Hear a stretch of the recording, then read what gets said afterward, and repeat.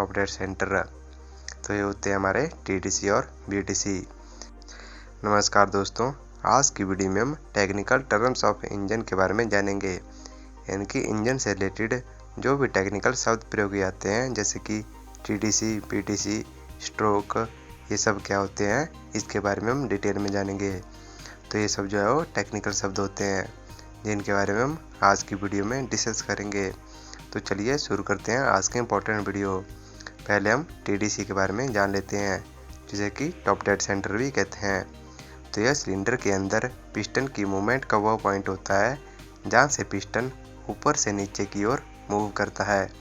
तो ये जो आपको दिख रहा है ये टीडीसी होता है, यानी कि टॉप डेड सेंटर होता है, जहाँ से पिस्टन जो है वो ऊपर से नीचे की ओर मूव करता है, उसे हम टीडीसी कहते हैं, यानी कि टॉप डेड सेंटर कहते हैं।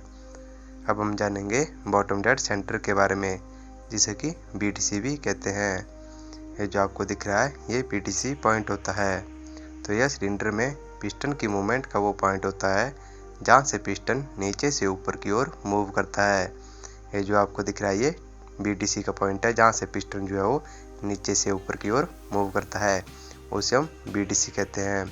बॉटम का मतलब जो है वो नीचे होता है, तो नीचे वाला पॉइंट ये जो है वो पिस्टन का बीटीसी कहलाता है, और ऊपर वाला पॉइंट जो है ये टीडीसी कहलाता है, टॉप डेड सेंटर।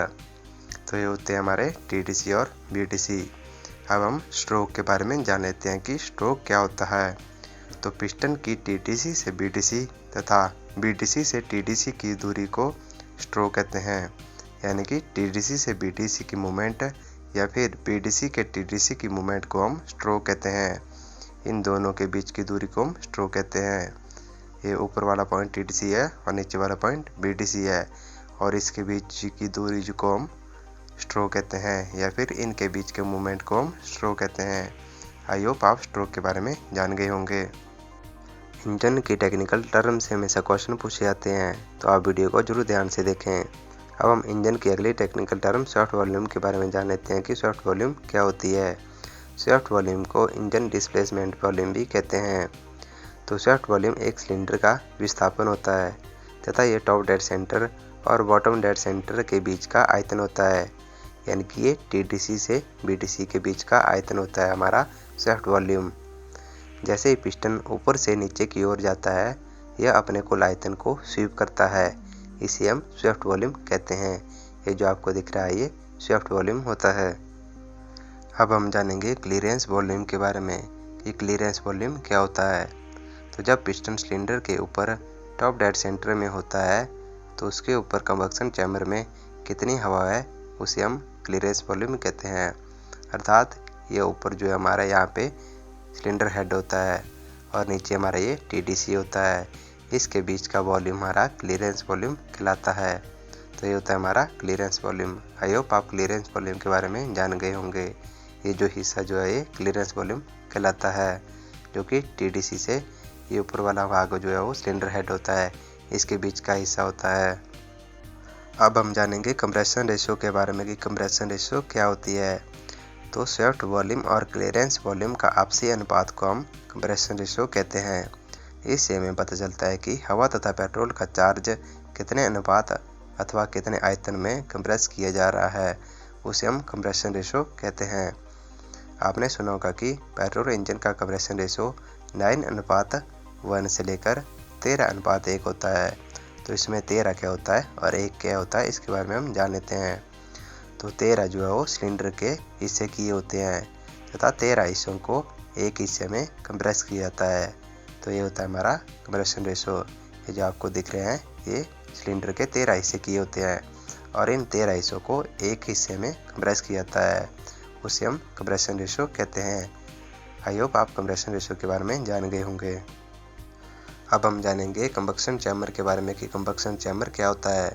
तो सिलेंडर के अंदर वह स्थान होता है जहाँ पे हवा और पेट्रोल के चार्ज को कंप्रेस करके जलाया जाता है, और इसका डिज़ाइन इस प्रकार किया होता है कि गैसें घूमने वाला मोशन पैदा कर सकें, इसे हम कंबक्शन चैम्बर कहते हैं। ये जो आपको दिख रहा है कंबक्शन चैम्बर है, यहाँ पे जो है वो पेट्रोल इंजन में एयर और फ्यूल के मिक्सचर को स्पार्क प्लग द्वारा जलाया जाता है, इसे हम कंबक्शन चैम्बर कहते हैं। अब हम स्क्वेंजिंग एक्शन के बारे में जान लेते हैं कि स्क्वेंजिंग एक्शन क्या होता है। तो सिलेंडर में जली हुई गैसों को पुनः बाहर निकालने की क्रिया को हम स्क्वेंजिंग एक्शन कहते हैं। आपके सामने टू स्ट्रोक इंजन की इमेज दिखाई गई है। तो टू स्ट्रोक इंजन में जो पोर्ट लगे होते हैं, ये हमारा एग्जॉस्ट पोर्ट है, ये हमारा इनलेट पोर्ट है और हमारा ट्रांसफर पोर्ट होता है। जब ट्रांसफर पोर्ट से जो है वो फ्रेश एयर इंजन के अंदर जाती है तो जो है वो एग्जॉस्ट गैसों को बाहर की ओर धकेलती है। इसे हम स्क्वेंजिंग एक्शन कहते हैं। जब फ्रेश एयर जली हुई गैसों को इंजन से बाहर निकालती है तो उसको हम स्क्वेंजिंग एक्शन कहते हैं। तो ये था हमारा स्क्वेंजिंग एक्शन।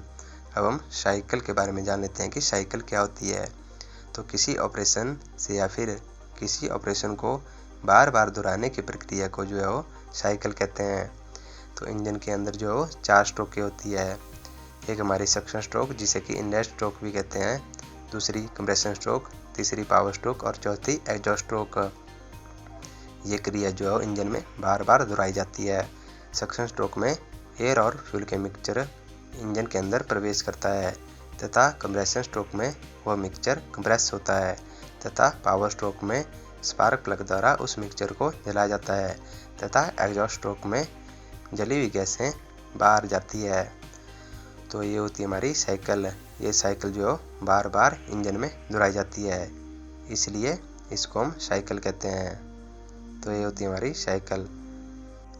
अब हम जानेंगे रेसिप्रोकेटिंग मोशन के बारे में कि रेसिप्रोकेटिंग मोशन क्या होता है। तो पिस्टन सिलेंडर में ऊपर से नीचे की चाल चलता है, अर्थात पिस्टन अप और डाउन मूव करता है और कनेक्टिंग रॉड पिस्टन तथा क्रैंक पिन के साथ बंधी रहती है और टेढ़ी मेढ़ी चलती है। इस मोशन को रेसिप्रोकेटिंग मोशन कहते हैं। कनेक्टिंग रॉड और पिस्टन अप और डाउन मूव करता है, उसे हम रेसिप्रोकेटिंग मोशन कहते हैं। अब हम जानेंगे थर्मल एफिशिएंसी के बारे में कि थर्मल एफिशिएंसी क्या होती है। तो चलते हुए इंजन में से जो ऊर्जा प्रयोग में लाई जाती है उसे हम थर्मल एफिशिएंसी कहते हैं। डीजल इंजन की थर्मल एफिशिएंसी जो है 35% होती है तथा पेट्रोल इंजन की थर्मल एफिशिएंसी 25% होती है। अब हम जानेंगे इंडिकेटेड हॉर्स पावर जिसे कि IHP कहते हैं और ब्रेक हॉर्स पावर के बारे में। पहले हम जानेंगे IHP के बारे में जिसे कि इंडिकेटेड हॉर्स पावर कहते हैं। तो एक इंजन में जितनी भी पावर प्रोड्यूस होती है उसे हम इंडिकेटेड हॉर्स पावर कहते हैं। अब हम जानेंगे ब्रेक हॉर्स पावर के बारे में। तो जो पावर फ्लाई व्हील में उपयोगी कार्य में प्रयोग में लाई जाती है उसे हम ब्रेक हॉर्स पावर कहते हैं। ये जो आपको दिख रहा है ये फ्लाई व्हील होता है। इसे मापने के लिए यानी कि ब्रेक हॉर्स को मापने के लिए डायनोमीटर का प्रयोग किया जाता है। इसका भी आप जरूर ध्यान रखें। अब हम जानेंगे फ्रिक्शन लॉसेस के बारे में कि फ्रिक्शन लॉसेस क्या होते हैं। तो जो एनर्जी इंजन के कलपुर्जों को चलाने में खर्च होती है उसे हम फ्रिक्शन लॉसेस कहते हैं। तो इंजन के अंदर बहुत से कलपुर्जे होते हैं जिनको चलाने में इंजन की पावर जो है वो खर्च होती है, जिसको कि फ्रिक्शन लॉसेस कहते हैं। अब हम जानेंगे पावर के बारे में कि पावर क्या होती है। तो ये रेट ऑफ वर्क होता है। हमें ज़्यादा काम करने के लिए ज़्यादा ऊर्जा की आवश्यकता पड़ती है। पावर कई प्रकार की होती है जैसे कि मैकेनिकल, इलेक्ट्रिकल, केमिकल इत्यादि। मैकेनिकल ऊर्जा को जो हॉर्स पावर में मापा जाता है, इसका भी आप जरूर ध्यान रखें। अब हम जानेंगे हॉर्स पावर के बारे में कि हॉर्स पावर क्या होती है। तो पुराने समय में जब स्टीम इंजन बनाए गए थे तो उसमें स्टीम इंजन की ताकत को मापने के लिए कुछ नापतोल रखने की जरूरत पड़ी। तो उसमें देखा गया कि एक घोड़ा 200 पाउंड भार लेकर 165 फीट 1 मिनट में तय करता है। तो उसमें घोड़े ने 165 गुणा 200 यानी कि 33,000 फुट पाउंड प्रति मिनट काम किया, जिसे हम एक हॉर्स पावर कहते हैं। तो ये होती है हमारी हॉर्स पावर। तो आई होप आप टेक्निकल टर्म्स ऑफ इंजन के बारे में जान गए होंगे। तो ये थी आज की इम्पोर्टेंट वीडियो। अगली वीडियो में हम working of 4 stroke petrol engine के बारे में जानेंगे। तो अगर आपको वीडियो अच्छी लगी हो तो वीडियो को लाइक, कमेंट से जरूर करें तथा चैनल को भी सब्सक्राइब कर लें ताकि आपको ऐसी इंपॉर्टेंट वीडियो की जानकारी मिल सके। तो मिलते हैं जल्दी नए वीडियो के साथ, तब तक के लिए जय हिंद, जय भारत।